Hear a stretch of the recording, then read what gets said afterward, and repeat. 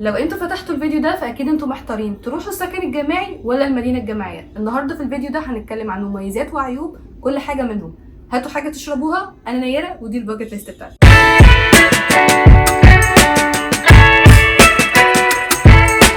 ما اكدبش عليكم ان انا اي حد بيعرف اني كنت عايشه في المدينه الجامعيه بيفتكر قد ايه انا كنت عايشه في سجن، علشان بناكل في سيرفيس والاوضه بتاعتنا مكونه من سرير حديد طابقين زي العنابر بالظبط، والدخول والخروج بمواعيد وغلاسه وحاجه تقرف. بس هي ليها مميزات كتير قوي، فخلوني اقوله لكم. واحد، ارخص من السكن العادي بكتير، فانت كده ممكن توفر فلوس، ولو مش معاك فلوس ممكن تقدم على دعم. كمان معظم المدن الجامعيه بتبقى قريبه اصلا من الكليات، فده هيوفر عليك فلوس كتير ممكن تصرفها في حاجه اهم او اولويه اكتر. رقم 2، المدينه الجامعيه بتكون شامله التغذيه، فانتوا هتوفروا برضو فلوس في الاكل. مش شرط ان انتوا تاكلوا كل الوجبات في المدينه، انا كنت بستخدم الجبنه واللبن والمربى والحاجات دي. وطبعا مش محتاجه اقول لكم ان اكل المدينه مش بيكون دايما حلو ومش مضمون، الحوار ده بتختلف من مدينه لمدينه ومن يوم ليوم ومن قسم لقسم والحاجات دي كلها. ثالث ميزه اعزائي البنات هي الامان. اهالينا هيكونوا مطمنين علينا في المدينه الجامعيه اكتر من اي سكن تاني بره، عشان المدينه الجامعيه بتكون مجهزه جدا، بيكون في اشراف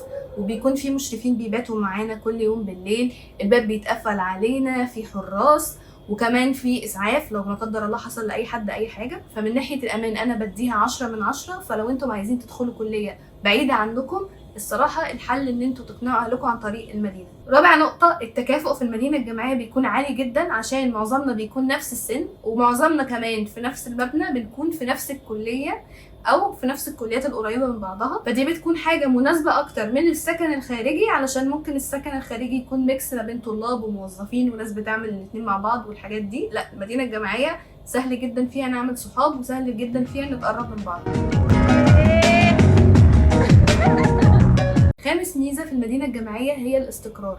محدش ابدا يقدر يطردك بره المدينه الجامعيه، مش زي ما بيحصل في السكن الخارجي ساعات، ومحدش يقدر يعلي عليك الايجار، ولا حد يقدر ينصب عليك والحاجات دي كلها، ولا في سماسره ولا في اي حاجه.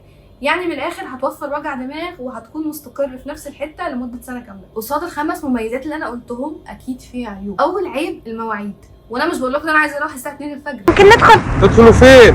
اخر ميعاد للدخول الساعه 9 ودلوقتي الساعه 2 بعد نص الليل. بس عادي نروح الساعه 10 بالليل. لا، احنا كنا بنروح الساعه 8 بالليل، بنخلص المحاضرات بتاعتنا 7 ونص، فما بيكونش فيه وقت خالص ان انا اعرف اروح اصلا. تاني عيب التواليت المشترك، مفيش خصوصيه، التواليت بيكون بالدور. طبعا اهم حاجه النظافه الشخصيه، لازم ننظف قبل ما نستخدم التواليت وبعد ما نستخدم التواليت، وقصه كبيره جدا. انت عارفه مبدأ الحموم حموم القلب. تالت عيب ممكن يكون موجود برضو في السكن الخارجي، وهي ان الاوض ممكن ما تبقاش سنجل. يعني في المدينه الجامعيه بالعافيه لازم يكون عندك شريك او 2 أو 3 للسكن. انت 5 دقايق وانا في الجامعه.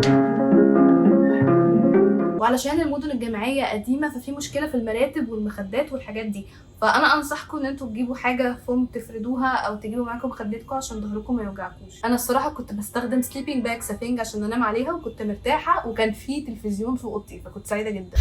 انا بتغطى بالسليبنج باج ودفايه وكوفرته، وان شاء الله ادفع. رقم 4، ودي مهمه جدا لاي حد بيقعد اكتر من 5 ايام في الاسبوع في المدينه، مفيش تلاجة يا جماعه، مفيش غساله، ممكن ما يكونش فيه واي فاي. من الاخر كده في خدمات كتير جدا ممكن ما تكونش متوفره لو انتم في سكن عادي مش مميز، وممكن خدمات تانية تكون متوفره على حسب المدينه الجامعيه. احنا مثلا ما كانش عندنا غساله، الولاد كان عندهم غساله، ما كانش عندنا ثلاجات كلنا مع بعض، وكان عندنا تلفزيونات في الاوضه، كل واحد وحظه. دي العيوب والمميزات بتاعه المدينه الجامعيه. لو عكسناها بقى هنلاقي العيوب والمميزات بتاعه السكن الخارجي. عايزين النهارده بقى نودع حياه المدينه ونسهر سهره صباح نحطم فيها كل القيود والاغلال ونغيث قبل اجلال. بمعنى ان السكن الخارجي بيكون اغلى شويه من المدينه الجامعيه، بس في المقابل هتاخد خدمات زي الغساله والثلاجه والنت، وانت اللي بتختار على حسب البادجت بتاعك. كمان في السكن الخارجي بيكون ليك حق ان انت تقعد في سنجل روم او دبل روم او تريبل روم، انت اللي حر وانت اللي بتختار بنفسك. تاني نقطه، السكن الخارجي ممكن يكون بعيد شويه عن الكليه، فانتوا هتصرفوا علشان تروحوا، فنقوا مكان في وسط البلد مثلا يكون قريب من الخروجات والشغل، وكمان يكون في مواصلات سهله علشان توصلوا بيها الجامعه. المكان كويس مش بطال، خصوصا انه جنب الموقف. لما نقلت سكن خارجي اخترت سكن يكون في المهندسين، كان قريب من شغلي وكان قريب جدا من جامعه القاهره. تالت حاجه المواعيد بتكون احسن جدا بالنسبه للبنات، بيكونوا متفهمين قوي لو انتم راجعين من سفر او عندكم شغل او اي حاجه من الحاجات دي. طبعا ممكن تاخدوا اذن او كده، بس معظم السكن الخارجي اللي انا سكنت فيه كان اخره 11 او 12 بالليل، فدي حاجه كويسه. المسألة بسيطة لما 4 بنات يرجعوا لي ساعتين بالليل. هي دي الحرية اللي اتعلمتوها؟ ده لو انتم مأجرين في سكن خارجي. لو مأجرين شقه بقى فانتوا عادي براحتكم ترجعوا في الوقت اللي انتوا عايزينه. رابع نقطه، لو انتوا جايين السكن لوحدكم فممكن يكون اصعب ان انتوا تكونوا صحاب، لانه السكن بيكون فيه ناس كتيره قوي، موظفين على طلبه على ناس كده ملخبطه كده كوكتيل مع بعض بجميع فئاتهم العمريه، فممكن ما تعرفوش تعملوا صحاب، ويستحسن ان انتوا في السكن ما تعملوش صحاب. ده عن خبرتي. وخلي بالكم في السكن لازم تمضوا عقد وتتعاملوا مع الاونر مباشره مش مع السمسار.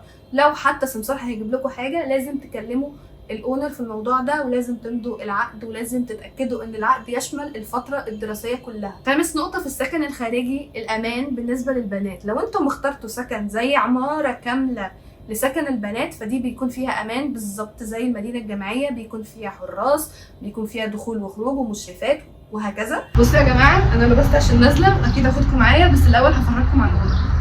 ادي السرير اللي متروق، ادي المكتب اللي متروق، وادي الدولاب اللي متروق. تعالوا اوريكم الاوضه الجديده. تمام، واو، بصوا فيو البلكونه بتاعتنا. المفرش بتاع ده، ودي بقى البلكونه. من رايي الشخصي او الخلاصه بتاعتي ان انتوا ممكن تستخدموا المدينه الجامعيه كسلمه اول او تاني سنه علشان تكتشفوا فيها المنطقه اللي انتم موجودين فيها، تدوروا على شغل، تدوروا على شقه تكون مناسبه او سكن يكون مناسب، وبالمره تكتشفوا المواصلات والهيدن جيم اللي في المدينه اللي انتم رايحينها. وبعدين لما تلاقوا شغل او لما تحبوا تستقروا السنه اللي بعديها هيكون عندكم معلومات عن احسن حته تقدروا تسكنوا فيها. وطبعا علشان الاهل بيبقى صعب عليهم قوي ان هم يتقبلوا ان عيالهم رايحين من بيتهم على بيت تاني وبيكونوا قلقانين، فالمدينه الجامعيه حل وسط لحد ما تلاقوا سكن خارجي بحيث ان اهلكم يطمنوا. مش عارفة خايفة ليه؟ خايفة من الحياة الجديدة والمسؤولية. يا ترى هننجح ولا لا؟ الشاي خلص وانا كمان خلصت، فشكرا ان انتوا كملتوا الفيديو ده للاخر. ما تنسوش تعملوا لايك وسبسكرايب والشير مع اصحابكم، وهستناكم في التجربه الجايه. باي باي.